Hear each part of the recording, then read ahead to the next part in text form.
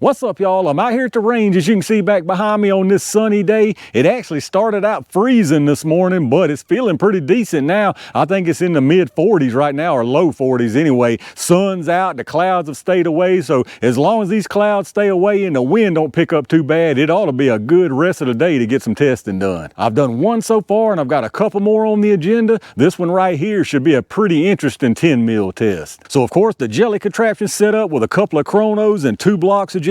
Now again, I've only done one test, and it was that 380 test, so plenty of room all around to get this 10 mil done. I've got a feeling, believe it or not, we're only going to need this front block for what we're testing here. Of course, as always, I'm using a heavy clothing barrier that's got the layer of denim, fleece, and 2 layers of cotton t-shirt. And what we got for this one is technically some stuff that I've already tested in the past. It's the Underwood Ammo 135 grain 10 mil. Now, this is the older one. This is the new one I just picked up. My local shop got a bunch of stuff in. 135 grain, they're saying 1600 FPS. This is item number 231. Now, again, I've tested this in the past, and it's the same item number 231, saying the same velocity, 1600. But what I can tell you is these projectiles do look different. Now, they might be the same because they don't look vastly different, but there has been some subtle changes to them. There's enough difference to where y'all know sometimes I only pull one out because they look so similar that I get them mixed up, but they're so different right here that I can mix them up and tell you instantly which is which.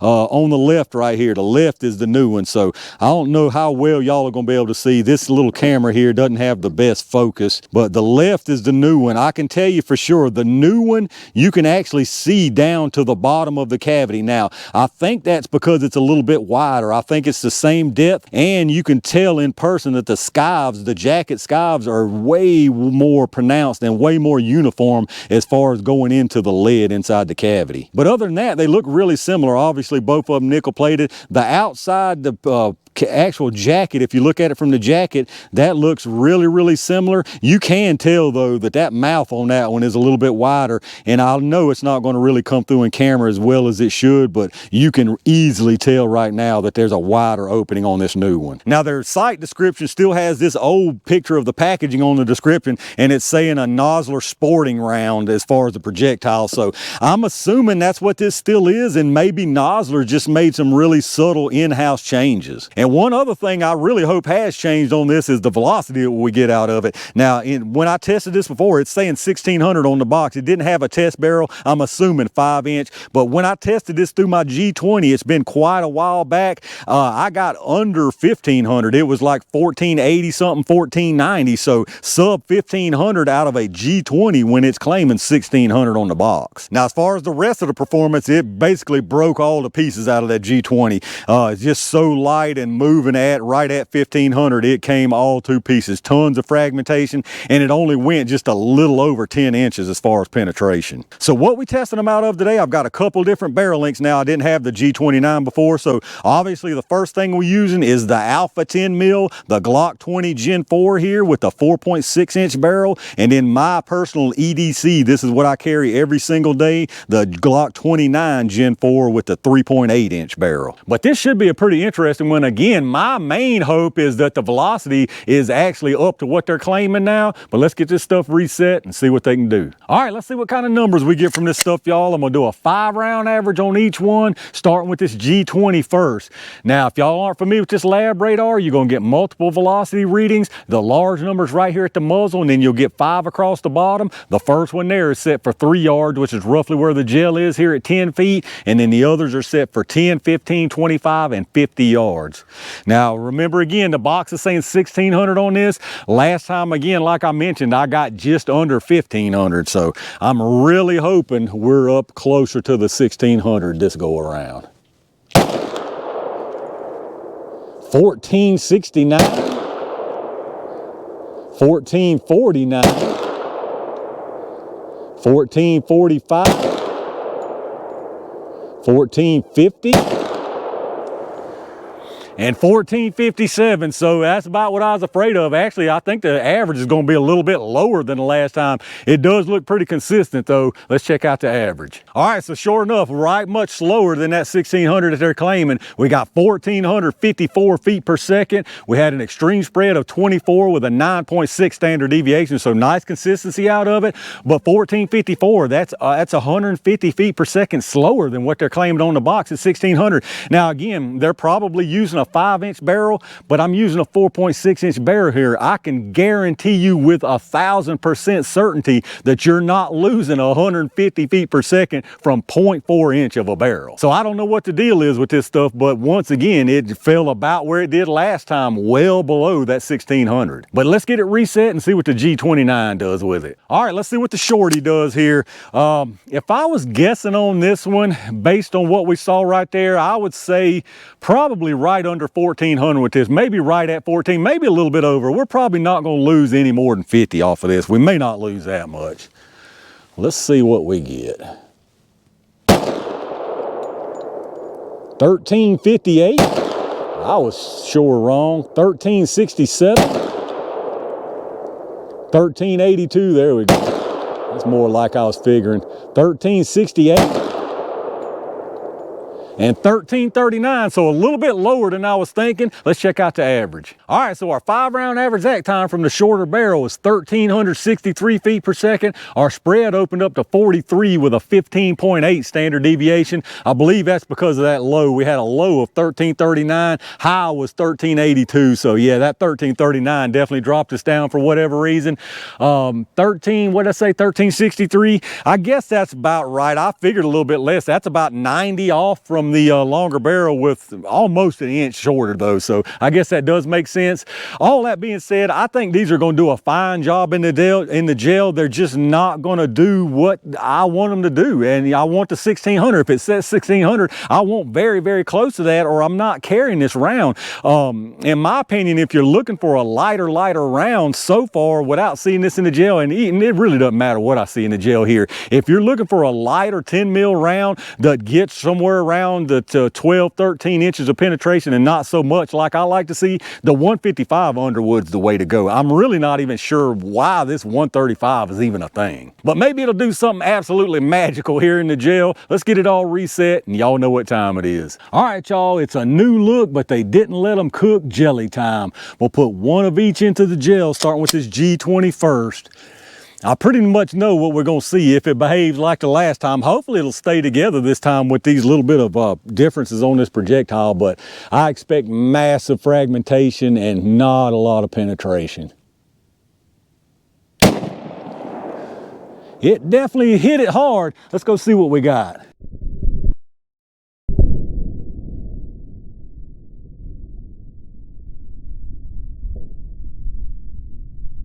All right, y'all, no surprise right there. That's pretty much exactly what I saw last time I tested these. So that's exactly what I figured I'd see. This little bit lower velocity from the G29 though may help things. Hopefully it'll keep it from fragmenting as much and maybe give us a little more penetration even. All right, I got a little low, but I think that's plenty good to go. Let's go check it out.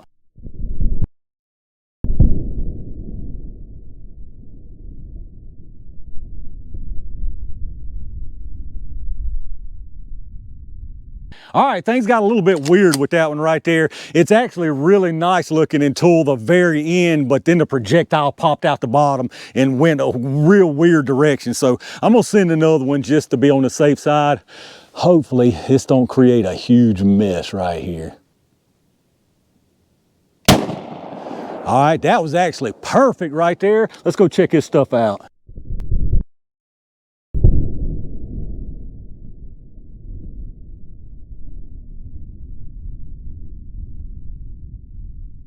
All right, let's check out what we got down here, y'all. Pretty much exactly what I expected to see, and it looks exactly like we saw last time. A little bit of differences here and there from each one as far as penetration, but overall, they look basically the same.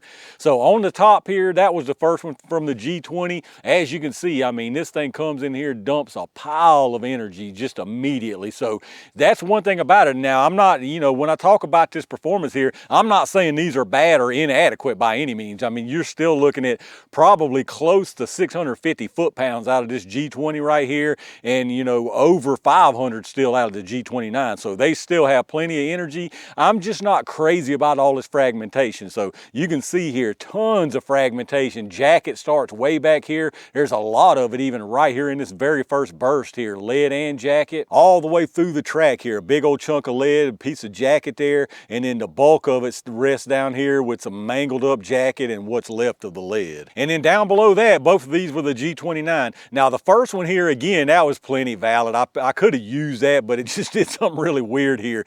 Comes in again, immediate disruption right here, immediate fragmentation also. Even from this G29, tons of fragmentation, piles of jacket and lead all the way through the track here, a bunch of it right there again. And then this one actually curves down, probably just based on how much material and where it loses it from and kind of what direction it sends what's left.